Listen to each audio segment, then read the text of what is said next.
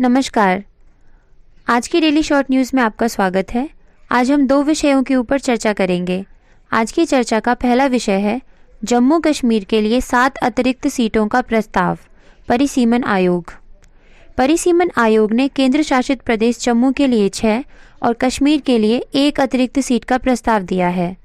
पहली बार जनसंख्या के आधार पर एसटीज यानी शेड्यूल ट्राइब्स के लिए 9 और एससीज यानी शेड्यूल कास्ट के लिए 7 सीटों को रिजर्व करने का प्रस्ताव दिया गया है।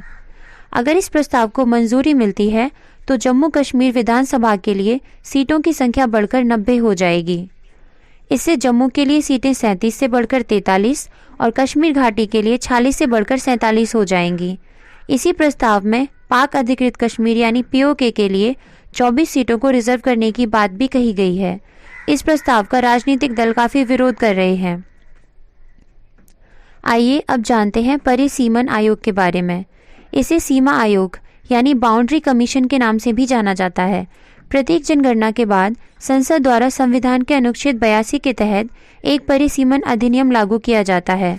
परिसीमन अधिनियम के लागू होने के बाद राष्ट्रपति द्वारा परिसीमन आयोग की नियुक्ति की जाती है। यह निकाय निर्वाचन आयोग के साथ मिलकर काम करता है। इसका मुख्य कार्य पिछली जनगणना को आधार बनाकर लोकसभा व राज्य विधानसभाओं के निर्वाचन क्षेत्रों के लिए सीमाओं का पुनः सीमांकन करना है। गौरतलब है कि परिसीमन आयोग के निर्णयों को किसी भी न्यायालय में चुनौती नहीं दी जा सकती है। आज का हमारा दूसरा विषय है दुर्गा पूजा यूनेस्को की विरासत सूची में शामिल।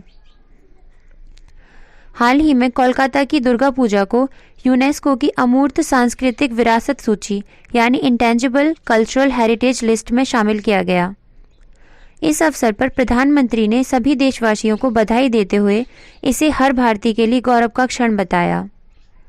बता दें कि यह निर्णय यूनेस्को की एक अंतर सरकारी समिति द्वारा लिया गया।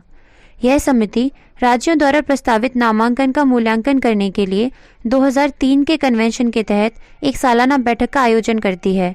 इससे पूर्व 2020 में छऊ नृत्य को भी यूनेस्को की इस प्रतिष्ठित सूची में अंकित किया जा चुका है। आइए अब जानते हैं दुर्गा पूजा के बारे में। यह एक 10 दिवसीय उत्सव है। इसमें हिंदू देवी दुर्गा को सामूहिक रूप से पूजा जाता है। इस दौरान देवी की उत्कृष्ट व भव्य रूप से सजी हुई विशाल मूर्तियां तैयार की जाती हैं।